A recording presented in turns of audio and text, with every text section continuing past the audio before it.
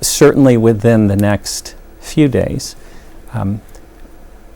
we as staff, and I think members were in a similar situation, we were trying to understand what was in the realm of possible moving forward.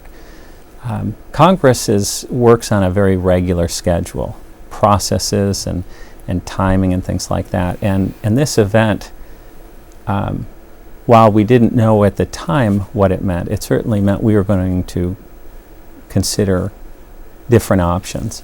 As you know, the Congress passed a multi-billion-dollar appropriation to deal with some of the troubles.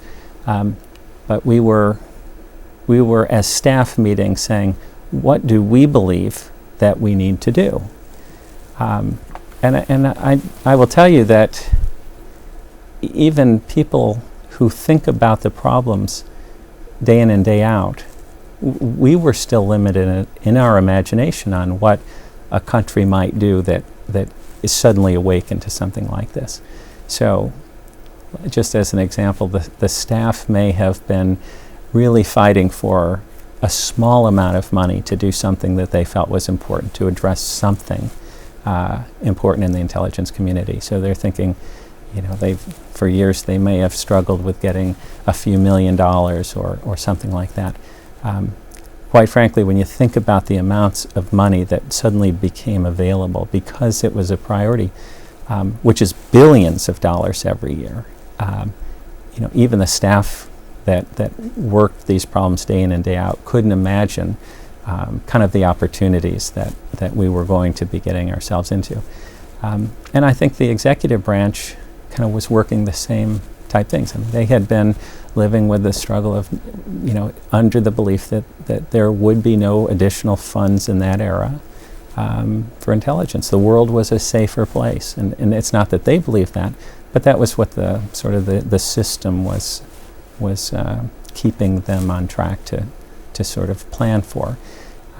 So it took, the next day wasn't a big event for us. It took us a while to, I think, come to grips with how significant the whole event was, and what it really meant when the political system and the public aligned and recognized something was very important that had to be dealt with. If you recall, in the months before that, there was a pretty big split along people who supported the president and those who didn't. There was this question about the validity of the election and all of that. And it was surprising to see how both parties came together and there was solid support, because we were dealing with this as a country now. And that was one thing I will always remember, is how dramatic of a change that was so quickly after the event.